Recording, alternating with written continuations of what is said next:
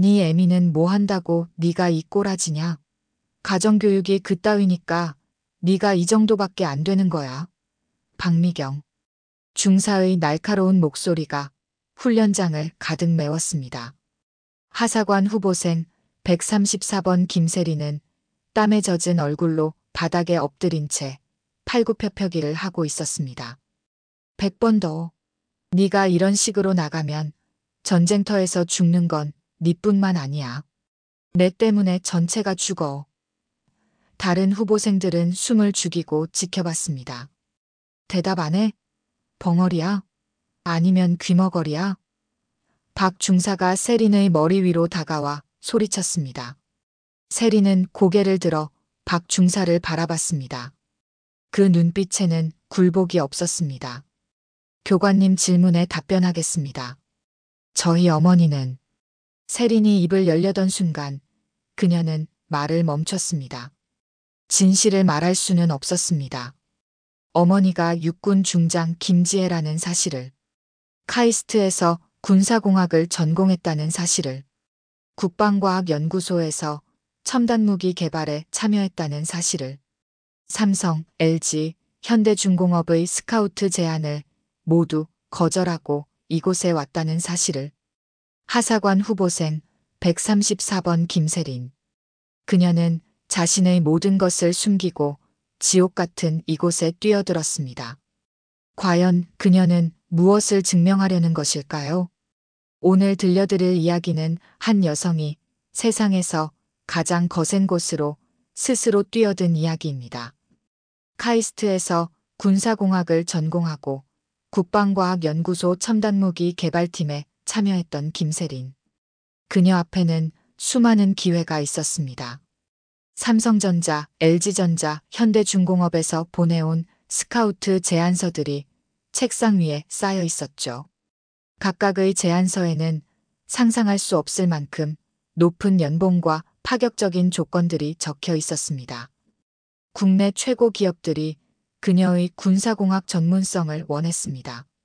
록히드 마틴에서는 해외 근무 기회를, 한화 시스템에서는 차세대 전투기 개발 프로젝트 리더 자리를 제안했습니다. 하지만 세린이 선택한 것은 전혀 다른 길이었습니다. 모든 제안서를 거절하고 그녀는 익산으로 향했습니다.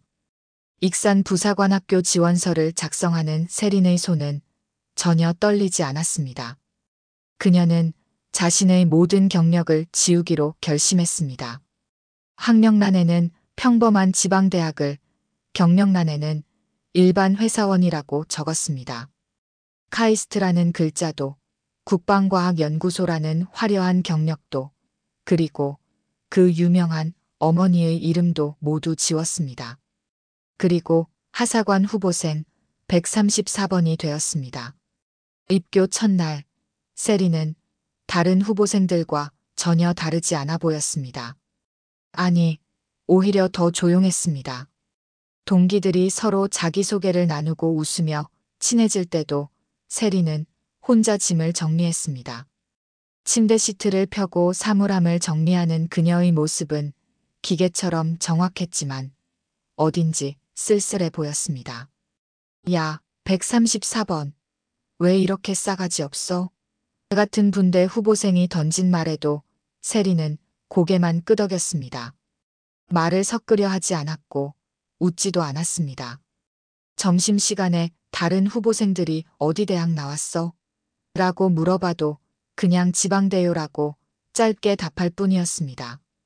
교관 박미경 중사가 세린을 처음 봤을 때의 표정을 다른 후보생들은 놓치지 않았습니다. 제 눈빛 좀 봐. 뭔가 불편하지 않아? 마치 나를 내려다보는 것 같아. 박 중사의 중얼거림을 들은 후보생들은 서로 시선을 주고받았습니다. 첫날부터 공기가 차가워지고 있었습니다. 그날 밤 세린은 침대에 누워 천장을 바라봤습니다. 이곳에서 살아남을 수 있을까? 아니, 살아남는 것만으로 충분할까? 그녀에게는 더 큰 목표가 있었습니다. 어머니 김지혜 중장의 후광 없이 오직 자신의 힘으로 이 조직을 바꿔보고 싶었습니다. 두 번째 주 유격 훈련에서 일이 터졌습니다. 장애물 통과 훈련 중 앞서가던 후보생 정아름이 로프에서 떨어져 발목을 삐었습니다. 아름은 비명을 참으며 바닥에 주저앉았고 얼굴이 새하얗게 질렸습니다. 발목이 이상한 각도로 꺾여 있었고 심하게 부어오르기 시작했습니다. 아, 아파요. 아름의 신음소리가 훈련장에 울려 퍼졌습니다. 다른 후보생들은 어쩔 줄 몰라 했습니다. 박 중사의 눈치를 보며 움직이지 못했습니다. 규정상 개인 행동은 금지되어 있었고 교관의 명령 없이는 아무것도 할 수 없었습니다. 하지만 세리는 주저하지 않고 아름에게 달려갔습니다. 그녀의 발목을 살펴보며 응급처치를 시작했습니다. 움직이지 마, 골절일 수 있어. 세린의 목소리는 침착했습니다. 그 순간 박 중사의 호각 소리가 훈련장을 찢었습니다. 하사관 후보생 134번. 누가 개인 행동하라고 했나? 박 중사의 목소리는 분노로 가득했습니다. 당장 손 떼. 네가 의사야? 네가 구급대원이야? 세리는 아름을 부축하며 대답했습니다. 부상자 구호가 우선입니다. 우선은 개뿔. 여긴 전쟁터야. 내 감정대로 움직이면 전체가 죽어. 명령 없이 움직이는 놈이 제일 위험한 놈이야. 박 중사는 세린을 노려보며 소리쳤습니다. 네 같은 년들이 전쟁터에서 팀킬하는 거야.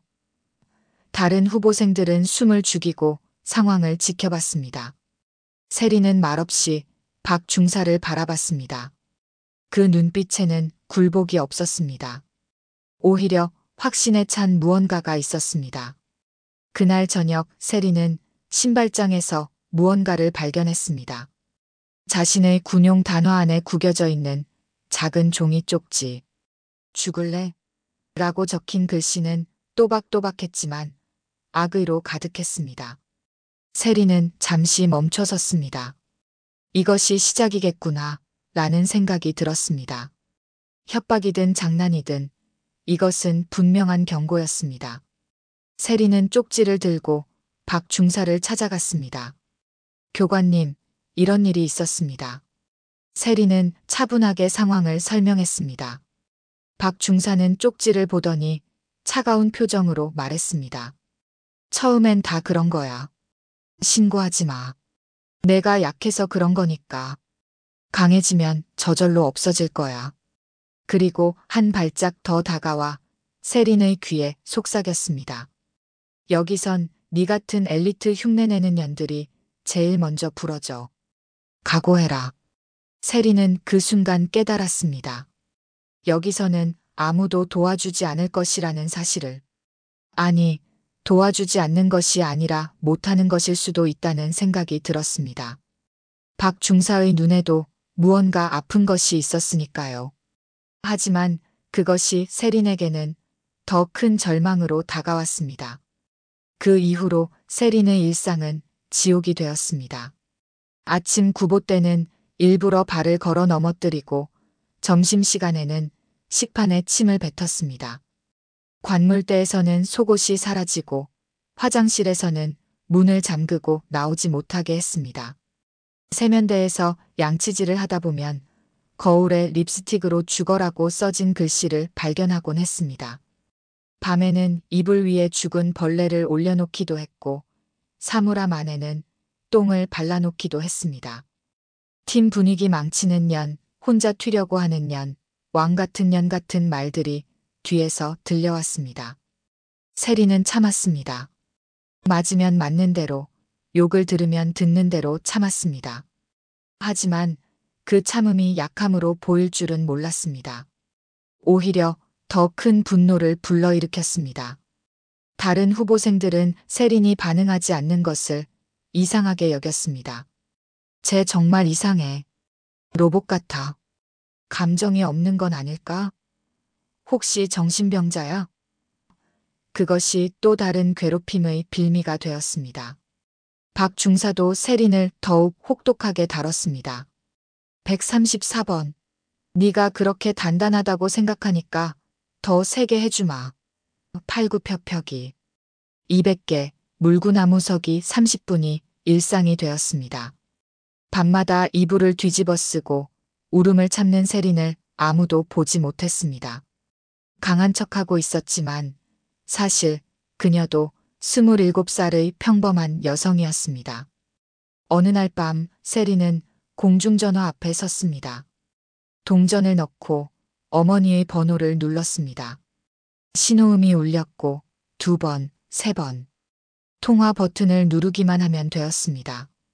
어머니는 분명 모든 것을 해결해 줄 수 있었습니다. 육군 중장인 어머니의 한마디면 이 모든 상황이 끝날 것이었습니다. 박 중사도 괴롭히는 후보생들도 모두 조용해질 것이었습니다. 하지만 세린은 수화기를 내려놓았습니다. 이렇게 포기하고 싶지 않았습니다. 아직 시작도 하지 않았는데 엄마에게 도움을 요청할 수는 없었습니다. 그렇게 되면 자신은 영원히 김지혜의 딸로만 남을 것이었습니다. 자신의 실력을 증명할 기회조차 잃게 될 것이었습니다. 식당에서 혼자 밥을 먹는 세린을 보며 다른 후보생들은 수근거렸습니다. 쟤 정말 이상해. 맞아도 아무 말도 안 하고. 뭔가 무서워. 저런 애들이 더 위험한 거 아니야? 혹시 정신적으로 문제 있는 건 아니야? 아니면 진짜 무서운 집안 출신이거나. 세린은 듣고 있었지만 들리지 않는 척했습니다. 하지만 마음 깊은 곳에서는 자신도 모르게 이곳을 떠나고 싶다는 생각이 자라고 있었습니다. 그런 세린에게 변화가 찾아온 것은 후배 정아름을 통해서였습니다. 아름은 세린보다 한 기수 늦게 들어온 후보생이었는데 유일하게 세린에게 말을 걸어주는 사람이었습니다. 어느 날 저녁 아름이 조심스럽게 세린에게 다가왔습니다. 선배님 괜찮으세요? 아름의 목소리는 진심 어린 걱정으로 가득했습니다. 세린은 고개를 끄덕였지만 아름은 그것으로 만족하지 않았습니다. 다른 후보생들처럼 세린을 피하지 않았습니다. 오히려 더 가까이 다가와 앉았습니다. 전 선배님처럼 되고 싶어요. 아름이 갑자기 말했습니다. 진짜 군인 같아서요. 다른 사람들은 힘들면 바로 티를 내는데 선배님은 정말 강해 보여요. 마치 영화에 나오는 특수부대원 같이 말이에요. 세린은 그 말에 놀랐습니다. 자신이 강해 보인다고? 매일 밤 이불을 뒤집어 쓰고 울고 있는데? 하지만 아름이 조심스럽게 덧붙였습니다. 너무 아파 보여요. 혼자 다 견디려고 하시는 것 같아서요. 선배님도 사람인데 힘들 때는 힘들다고 해도 되잖아요. 그 말에 세린은 처음으로 마음의 벽이 무너지는 것을 느꼈습니다. 이 어린 후배가 자신의 진짜 마음을 알아봐주고 있었습니다. 아름아, 넌 왜 여기 왔어? 세린이 처음으로 개인적인 질문을 했습니다. 아름은 잠시 머뭇거리다가 대답했습니다. 가족을 지키고 싶어서요. 아버지가 몸이 안 좋으시거든요. 군대에서 일하면서 가족도 부양할 수 있을 것 같았어요. 순수한 동기였습니다. 세린은 자신도 모르게 이 아이를 보호하고 싶다는 생각이 들었습니다. 그런데 선배님은 왜 여기 오셨어요? 아름이 물었습니다. 세린은 잠시 망설였습니다. 진실을 말할 수는 없었습니다. 그냥 군대의 최하층부터 바꿔보고 싶어서. 세린이 조심스럽게 대답했습니다. 아름은 고개를 끄덕였습니다. 역시 선배님답네요. 정말 멋있어요. 그날 밤 세린은 새로운 책임감을 느꼈습니다. 자신이 겪고 있는 이 모든 일들이 아름에게도 일어날 수 있다는 생각에 가슴이 답답해졌습니다. 아름처럼 순수한 동기로 온 후배들이 자신과 같은 고통을 겪어야 한다면 그것은 정말 잘못된 일이었습니다. 세린은 결심했습니다. 더 이상 혼자만의 싸움이 아니었습니다. 이제는 아름을 그리고 앞으로 올 수많은 후배들을 위한 싸움이었습니다. 그녀는 더 이상 도망치지 않기로 했습니다. 이 조직을 바꾸기 위해서라도 끝까지 버텨야 했습니다. 아름과의 대화를 통해 세리는 깨달았습니다. 자신이 여기 온 진짜 이유를 말이죠. 운명의 날은 야간 산악훈련 중에 찾아왔습니다. 험준한 산길을 행군하던 중 정아름이 발을 헛디뎌 바위에서 굴러떨어졌습니다. 아름의 비명소리가 어둠을 찢었고 그녀는 바닥에 주저앉아 발목을 부여잡았습니다. 아, 아파. 아름의 얼굴은 고통으로 일그러져 있었습니다. 발목이 심하게 부어오르고 있었고 제대로 서 있을 수도 없는 상태였습니다. 어둠 속에서 아름의 신음소리만이 계속 들려왔습니다. 다른 후보생들은 당황했지만 아무도 움직이지 못했습니다. 박 중사가 엄명을 내렸기 때문입니다. 누구든 움직이면 전체 퇴교다. 이것이 명령이다. 박 중사의 목소리는 어둠 속에서 더욱 차갑게 울려 퍼졌습니다. 여긴 전쟁터와 같다. 한 명 때문에 전체가 위험해질 수 있어. 실전에서는 동료 하나 못 구하고 전부 죽는 거야. 박 중사는 일부러 더 잔혹하게 말했습니다. 이게 현실이야. 감정에 휘둘리면 모두 죽어. 하지만 세리는 아름의 상태가 심각해 보였습니다. 발목이 부러졌을 수도 있었고 적절한 응급처치 없이는 더 큰 부상으로 이어질 수 있었습니다. 게다가 산속 어둠 속에서 혼자 방치된다면 생명이 위험할 수도 있었습니다. 세리는 주저하지 않았습니다. 아름에게 달려가 그녀를 업었습니다. 괜찮아, 내가 데려갈게. 세린의 목소리는 아름을 안심시키려는 따뜻함으로 가득했습니다. 아름은 세린의 등에 엎어져 흐느꼈습니다. 선배님 미안해요. 제가 실수해서. 하사관 후보생 134번. 박 중사가 소리쳤습니다. 명령 불복종이다. 당장 내려놓아. 네가 지금 뭐 하는 거야? 하지만 세리는 멈추지 않았습니다. 아름을 업고 산길을 내려가기 시작했습니다. 험한 산길이었지만 세린의 발걸음은 확고했습니다. 명령 불복종, 제가 책임지겠습니다. 하지만 부상자를 방치할 수는 없습니다. 세린의 목소리는 확고했습니다. 다른 후보생들은 숨을 죽이고 이 상황을 지켜봤습니다. 세린이 아름을 업고 어둠 속으로 사라질 때까지 아무도 말을 하지 못했습니다. 그들은 세린의 모습에서 진짜 군인다운 무언가를 봤습니다. 규정보다 동료를 선택하는 용기를 말이죠. 박 중사는 분노로 떨고 있었습니다. 지금부터 2년 군대 끝났다. 각오해라. 그녀의 목소리에는 단순한 화를 넘어선 무언가가 있었습니다. 세린의 행동이 자신의 권위에 대한 정면 도전으로 느껴졌던 것입니다.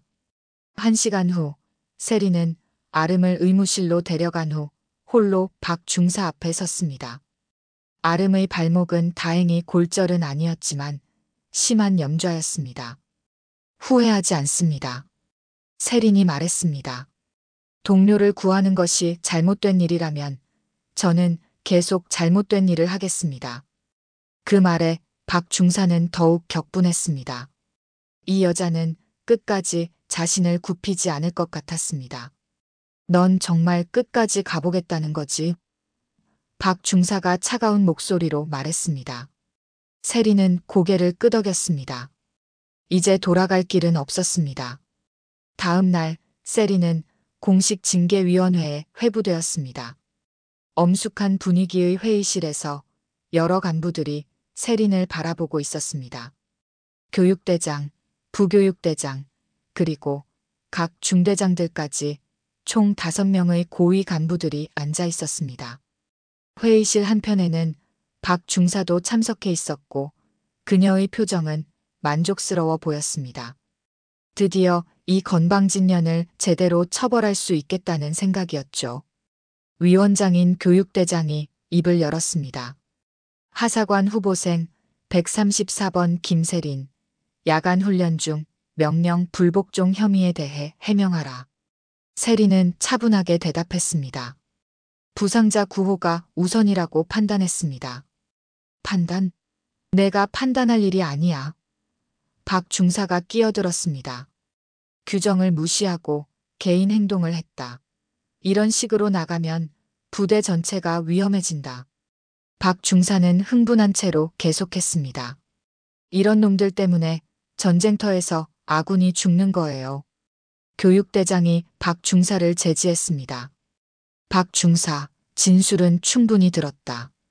그리고 다시 세린을 바라봤습니다. 후보생 김세린, 내 행동이 옳았다고 생각하나? 네, 그렇습니다. 세린의 대답은 확고했습니다. 동료의 생명이 우선이라고 생각합니다. 그때 박 중사가 다시 끼어들었습니다. 이번에는 더욱 독설적으로 말했습니다. 애미는 뭐 하는 분이냐? 이런 정신머리 어디서 배웠냐? 바로 그 순간 회의실의 공기가 얼어붙었습니다. 세린은 잠시 침묵하다가 천천히 입을 열었습니다. 애미요? 세린의 목소리는 여전히 차분했지만 그 안에는 강철 같은 단단함이 있었습니다. 지상작전 사령관입니다. 중장 김지혜. 제 어머니죠. 회의실이 조용해졌습니다. 교육대장의 얼굴이 굳어졌고 다른 간부들은 서로를 바라보며 당황했습니다. 박 중사는 입을 다물지 못했습니다. 아, 진짜였어? 그녀의 목소리는 떨리고 있었습니다. 하지만 세리는 계속했습니다. 하지만 여기서 저는 그냥 후보생 134번입니다. 어머니의 이름으로 특혜를 받을 생각은 없습니다. 제가 한 일에 대해서는 제가 책임지겠습니다. 그 말에 회의실은 더욱 조용해졌습니다. 교육대장은 어떻게 대응해야 할지 몰라 했습니다. 김지혜 중장의 딸을 함부로 처벌할 수는 없었지만 그렇다고 규정을 무시할 수도 없었습니다. 박 중사는 완전히 당황한 상태였습니다. 하지만 세린에 대한 그녀의 적대감은 오히려 더 커졌습니다. 이제는 단순한 후보생이 아니라 자신보다 훨씬 높은 곳에 있는 사람의 딸이었기 때문입니다. 박 중사는 이것을 개인적인 모독으로 받아들였습니다. 그럼 더 각오해라. 박 중사가 조용히 중얼거렸습니다.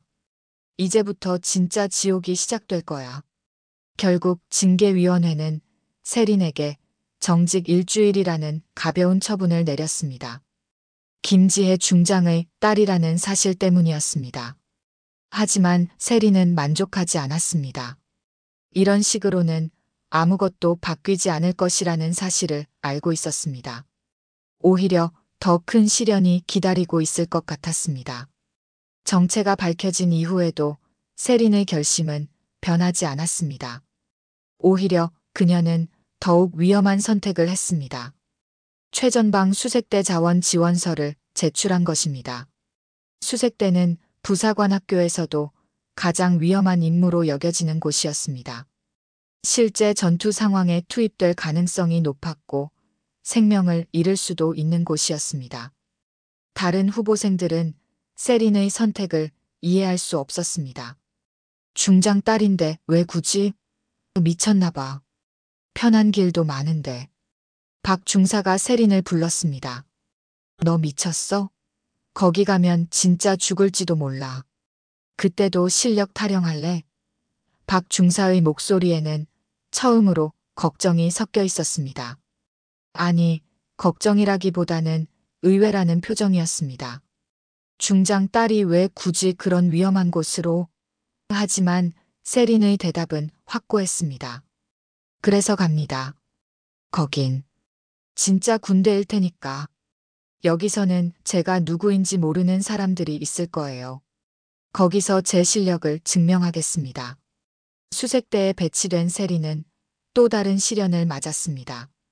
이정훈 상사라는 고참이 있었는데 그는 여군에 대한 편견이 심했습니다. 여자가 여기서 뭐 하려고? 발목이나 잡지 말고 뒤에서 얌전히 있어. 이 상사는 세린을 처음 본 순간부터 못마땅해 했습니다. 중장 딸이라고 해서 특별 대우 받을 줄 알지 말아라. 여긴 그런 거 안 통해. 총알은 계급장 안 보거든. 하지만 세리는 묵묵히 자신의 할 일을 했습니다. 체력 훈련에서도 전술 훈련에서도 남자들과 동등하게, 때로는 더 뛰어나게 해냈습니다. 사격 훈련에서는 만점을 기록했고 지형 판독에서도 가장 빠르고 정확했습니다. 어느 날 밤 실제 침투 상황이 발생했습니다. 북한군으로 추정되는 불명 세력이 경계선을 넘어온 것이었습니다. 경보가 울리고 수색대가 출동했습니다. 이 상사는 당황했고 다른 대원들도 긴장했습니다. 실전 경험이 부족했기 때문입니다. 어떻게 하지? 이런 상황은 처음인데. 대원들은 우왕좌왕했습니다. 하지만 세리는 차분했습니다. 그녀는 상황을 빠르게 분석하고 최적의 대응 방안을 제시했습니다. 10시 방향에서 접근하고 있습니다. 예상 인원 3명. 우리는 두 팀으로 나뉘어 측면에서 포위해야 합니다. 이 상사는 세린의 말에 놀랐습니다. 이론으로만 알고 있던 전술을 실전에서 이렇게 정확하게 적용할 수 있다는 것이 믿어지지 않았습니다. 너 이런 거 어디서 배웠냐?